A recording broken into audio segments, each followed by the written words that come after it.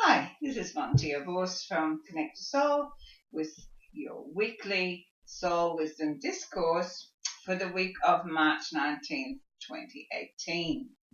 So last week we discussed self-love, and I did get an enormous amount of response to that discussion, and it just showed me how much we think are becoming more aware of the need to love self.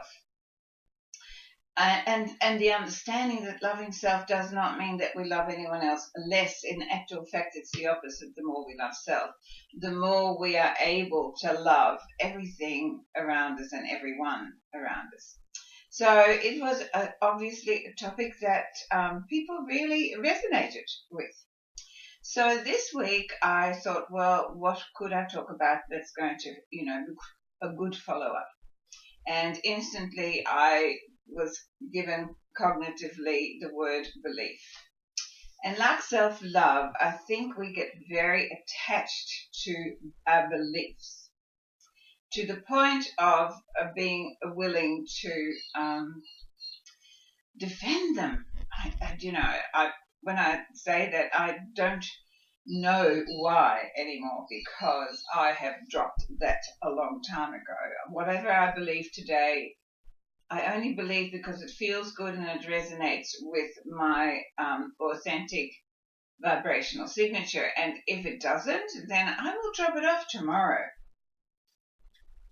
or even today. So I thought I would begin.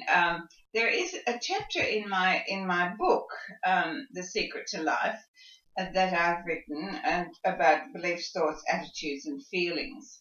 And before every chapter, I wrote a piece of prose. And I thought I would start today with reading this particular piece of prose that I wrote in for this chapter. So, believe, I say, and then you will see how bright the world out there can be. Unconscious in this place you came, with not a thought for which to blame, open and ready to learn how to be human and how to fit in. You watched and you listened, ready to begin. Your human family was there, with good intent you to prepare this new and eager soul to take, with their conditioning to shape. You fit in with their world for now, to share their knowledge of what and how. This is the way our human core was created. You're living on their foundation and are fated. Now is the time to examine and explore what you're really building on this core. As you open your heart and let your spirit show the way to build your truth, you will know that all you came to learn and be was to create your deepest desire as your reality. So what does that say? We are born without any beliefs, without any human understanding. And slowly but surely we are given beliefs, we're given thoughts, we're even taught language, we're taught how to think, we're taught how to behave. All of that is taught. And yet what we get confused about is that we think that that is who we really are. But it isn't who we really are. It is what we have been, what we've become as a result of the input of those of us who've been teaching us how to be human. Now, that's fine, except that it's not yours. It's not authentically yours.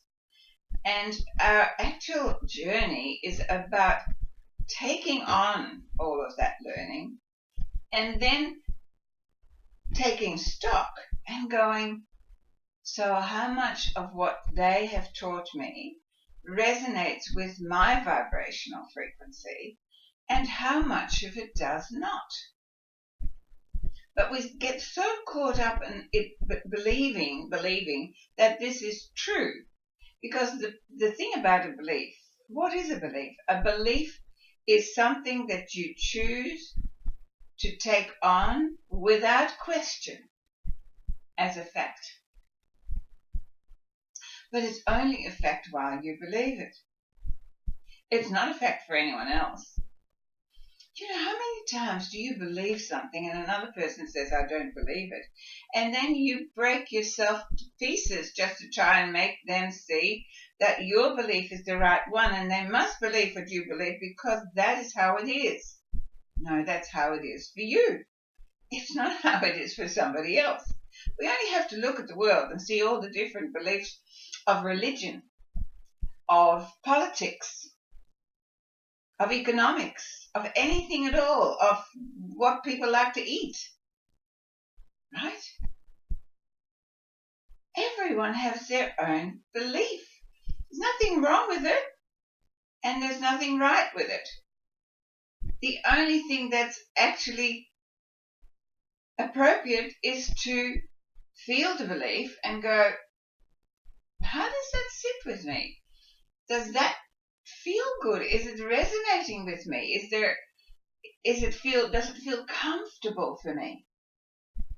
And if it does, then continue to use that belief to be guidance in your life, because beliefs are guidance in your life. You live your life according to what you believe to be true. I'm going to say that again. You live your life according to what you believe to be true. And I come across that all the time, because when people come to me and their life isn't working as well as they think they'd like to, or they feel they're in the wrong job, or, they just want more, or they want the inner peace and self-love, it always comes back to what they believe. And mostly it is about what they believe about themselves. I was actually sharing at one of the graduate masterclasses the other night that my father used to say to me that I was clumsy.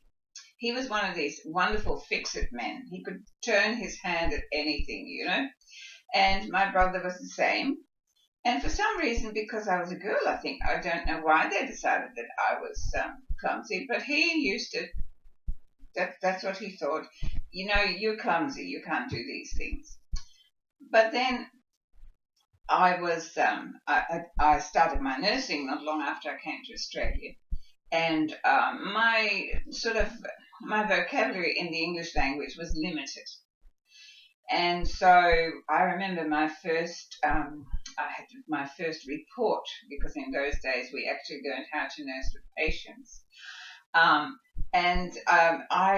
was taken to matron's office, and you had to go up for your report from the sister in charge where you'd done your 6 weeks on the ward.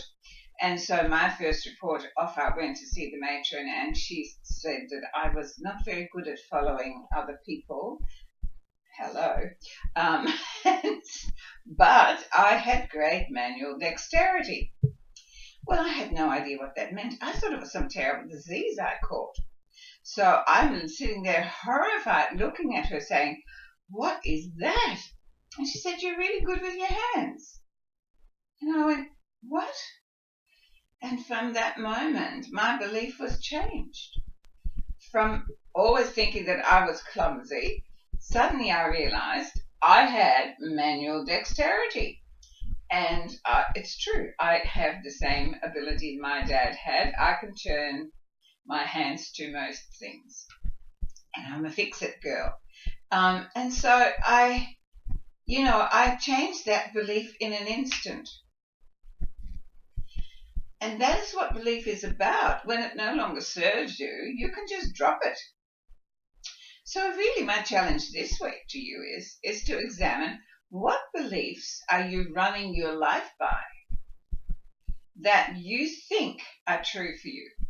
But when you really sit and examine them, what actually is that giving you as in life experience? Because whatever you run your life by, the beliefs you run your life by, is reflected in the experiences that you have.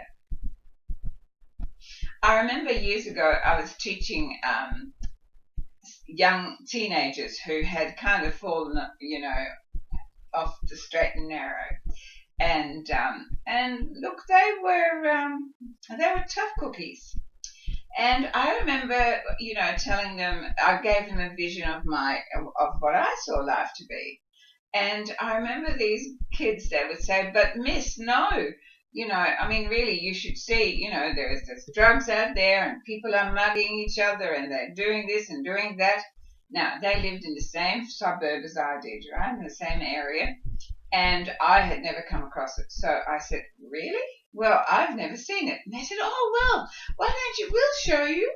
And I said, why don't you come with me and I'll show you my world? Because they believed that's what the world looked like, and therefore that's what they saw. Law of attraction, right? Because vibrationally, if that's what you believe, you then automatically affect your reality and it shows up for you. So I choose not to believe that. I, went through 2 wars before I was 12. I have an intention for peace in my life, and I will not take my vibrational frequency any lower than that.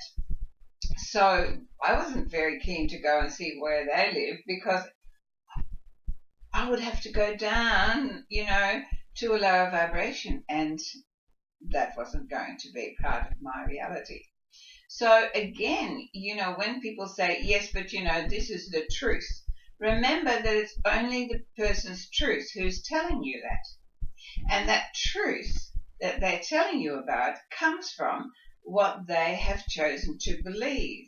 And what they've chosen to believe, unless they have done self-exploration and have made a conscious, aware choice about the belief, it is just somebody else's from the past that was just imprinted upon them that they've never bothered to look at or change.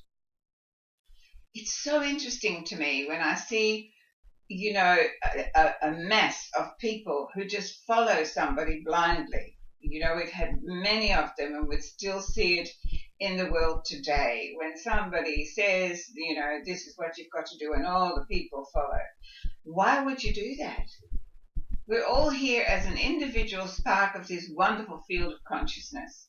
So why would we just blindly follow somebody else? I do hope that all of my teachings is not about following my beliefs. It's about following your inner self, about finding your level of frequency that resonates, that gives you synchronicity, that gives you love, that gives you abundance, that gives you peace. Because that is what's available to everyone on this planet. And you might say, oh yeah, but there are people out there that are starving, this and that. But always think about Nelson Mandela, who sat in that little, cubbyholder cell that was only long enough to fit his body in. And he might have lost his freedom, but they never got his soul. So much so that when he came out, he was able to lead a nation to freedom. So we have the capacity within us to think, to believe, and to feel anything we choose. But if we don't have the awareness of that, then it's lost on us. So this week I really want to challenge you and say, what do you believe? What is the foundation that you build your life on? What do you believe about yourself? What do you believe about money? Oh, that wonderful thing, right? Because everywhere we go, we are conditioned to think that, money is our Lord and Master. But what do you really believe about money? What is it? And can you change the belief to actually feel better about it? Can you change the belief about yourself so you feel better about it? Can you change the belief about people that you have judged in the past and feel better about it? Can you change the belief about your environment and feel better about it? And the answer is yes. You know, as a child of the Second World War and as a child of parents who suffered greatly during that time, of course I grew up with an incredible hate for anything to do with Nazis and Hitler and anything to do with that war. So it affected me very deeply. But there was a time in my life where I decided, you know what? I will not allow that to have any more influence on me because it already had done enough damage. So I can think about that time now and it doesn't emotionally affect me. It doesn't mean that I condone it, that I say that it didn't happen. I was there. But what I have done is I've taken my power back from it and said, you know what? That wasn't my doing. It was my experience, and I will grow from that experience and become more. And I believe that I've done that for myself. And as a result, I believe that I am affecting other people in an uplifted way where my experience was such a downward spiraling experience. So it was a real turning point for me to be able to take back my power and say, you know what, I no longer want to give that any of my beliefs, any of my emotions, because it's in the past, it was what it was, and all the beings that were involved with it, I'm sure that, you know, they have their own stories. But as it isn't happening now, I am much more interested in the good than I am in past hurts. So, because I believe that's possible, it is possible for me.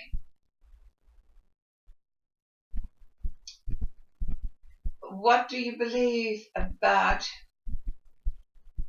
your future? Now, you know, I talk a lot about that you don't have a future, but that's what I know. I mean, I believe there is no future, there's only this moment. And this moment, I'm giving it my full attention. But there, you know, we all have to look ahead and go and prepare. Because if we don't, we could actually not have anything to eat for tonight, right? So it is really important for us to be in the moment and from that present time to look ahead and go, well, that is what I'd like to happen, and then let it go and go, well, highest possibility of that. And as long as I keep myself in a state of love and acceptance and peace, that highest possibility is going to be wonderful. Wonderful, just wonderful. And it always is. It's usually bigger and better than I could have imagined. So when we look at what we believe, and be very careful, you know, when you hear someone say something and you go, well, I don't believe that. And we say that with so emphatically, you know, I don't believe that, as if in that statement we are putting down the person that has come up with a different belief. And that's judgment. And we say that because it is threatening our belief. And it says that we're not willing to look at our belief. You know, when I hear someone talk about a belief that isn't mine, I always listen and I go, wow, okay. So what part of that belief resonates with me? And what part of that belief could I accept and take on board and see where it takes me?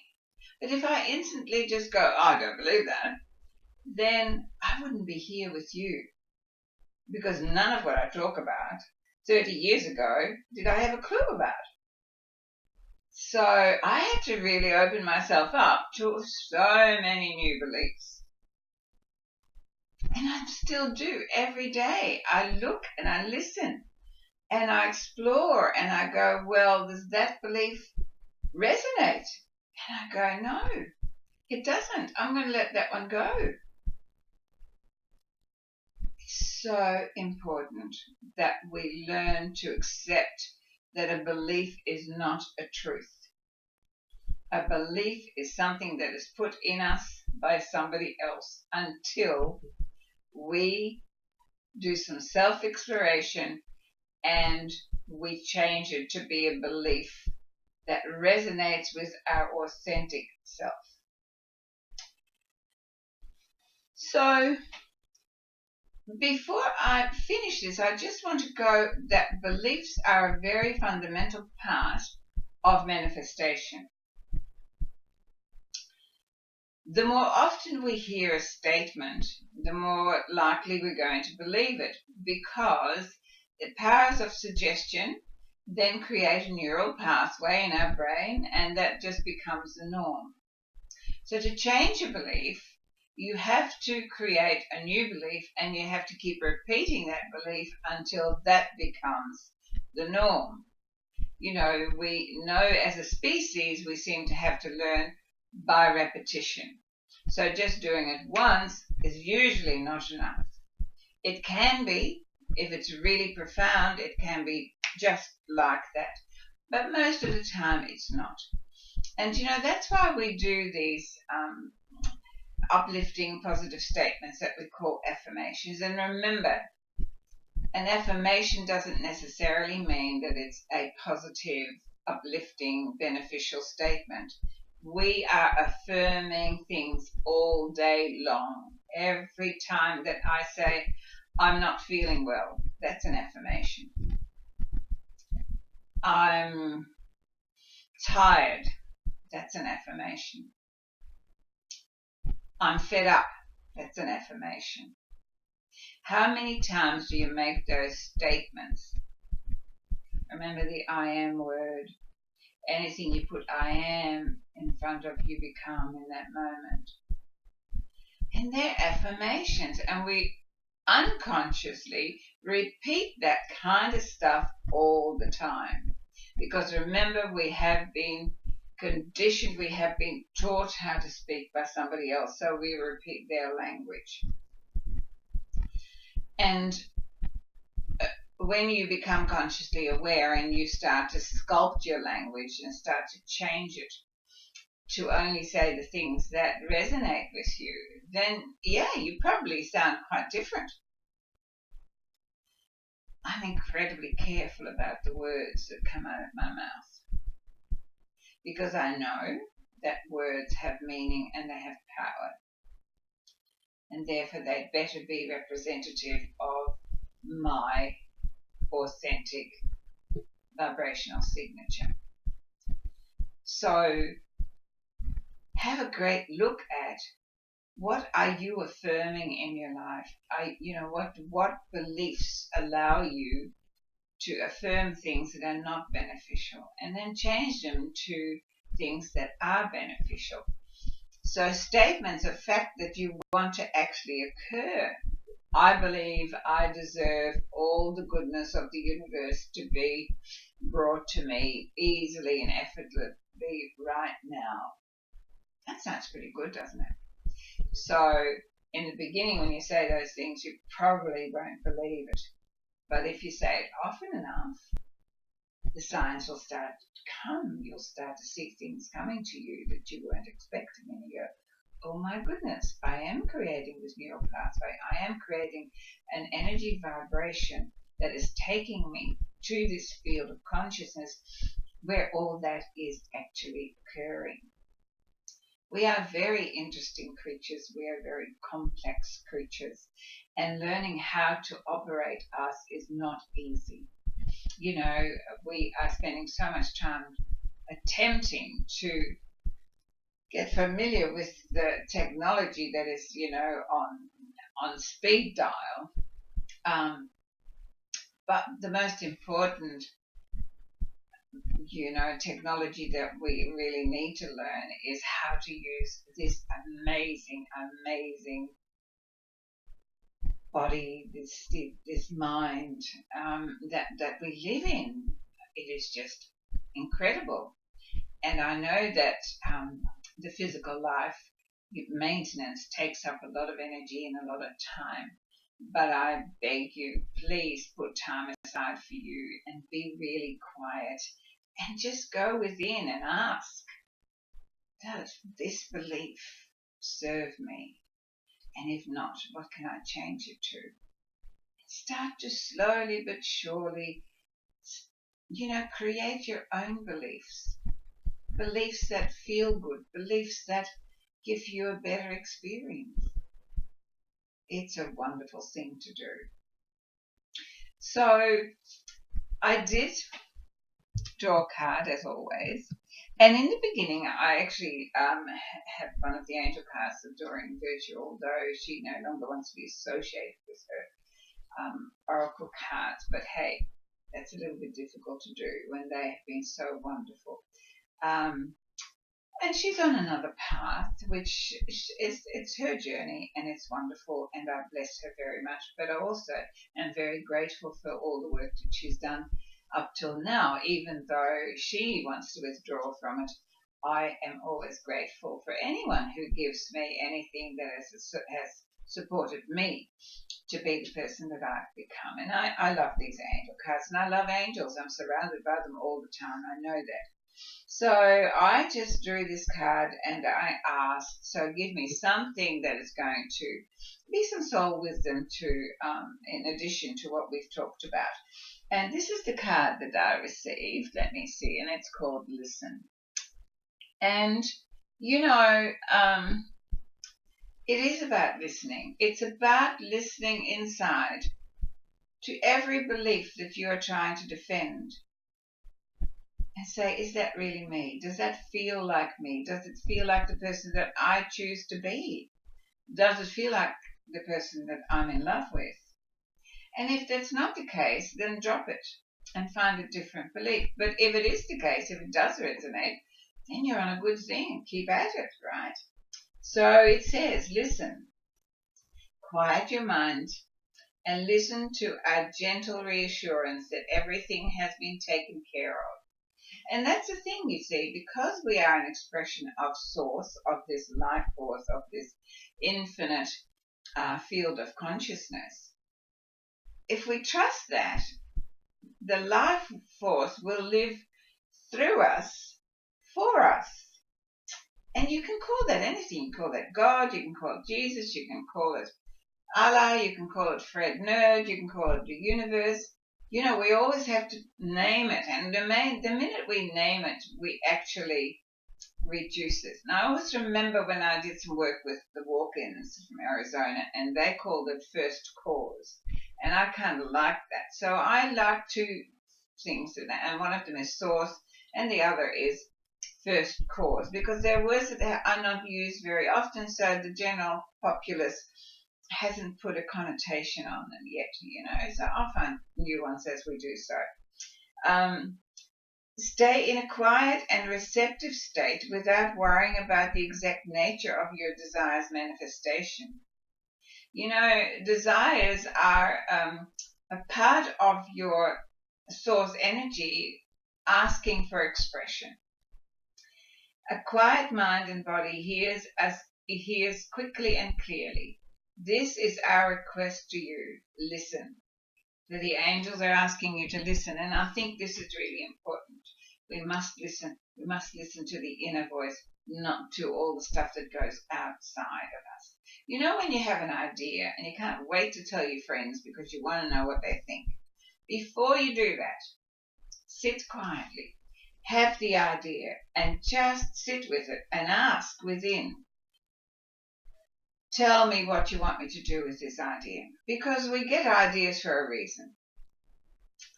And then if you believe in yourself and you believe and trust that you are an expression of this source energy, then the signs will come and everything will be there. So you will learn more about manifestation at the Manifestation Masterclass if you've signed in For that, we start on April the 18th, and I still have a couple of places available. If you're local around Frankston or in Victoria, then please contact me. All the links to my other work, of course, you can find below. And it's only a few weeks before we go to the May retreat in Bali, and that's exciting. I have put up the date for next year, which is May 14th and 21st, and I only take a limited number, so if you want to experience more of yourself in retreat, that's the place to go. Please drop me a message if you enjoyed this video. Have a fantastic day and a fantastic week. Examine your beliefs, get rid of the ones that don't serve you, and pick up ones that do. I love you. Love yourself more. Namaste.